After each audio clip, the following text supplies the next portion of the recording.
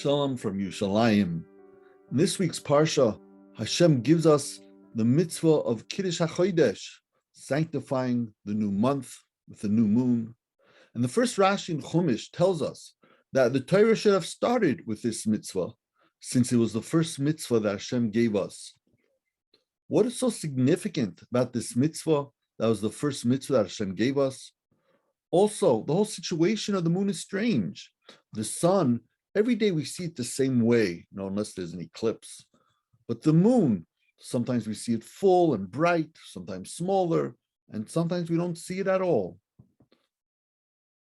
So the uniqueness of the moon is exactly why Hashem gave it to us as the first mitzvah. Hashem gave us this mitzvah a few days before we are about to leave Mitzrayim, where we are about to turn from a family into a nation. And Hashem is telling us from the get-go that we, as a nation, as an individual also, is compared to the moon. Sometimes we shine bright, sometimes less so. Sometimes we can't even be seen.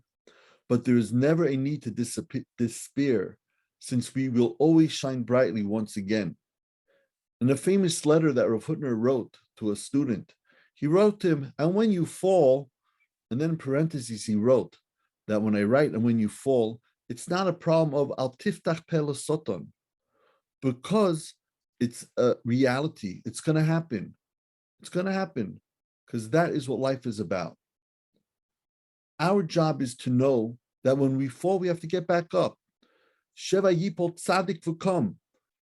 The Pasuk tells us that a Tzadik falls. Even when he's falling, he's still called the Tzadik. He's still called the Tzadik. He's on the floor and he's Sheva. It could be many times. But why is he still called the Tzadik? With the condition, as long as he's v'kom, he gets back up.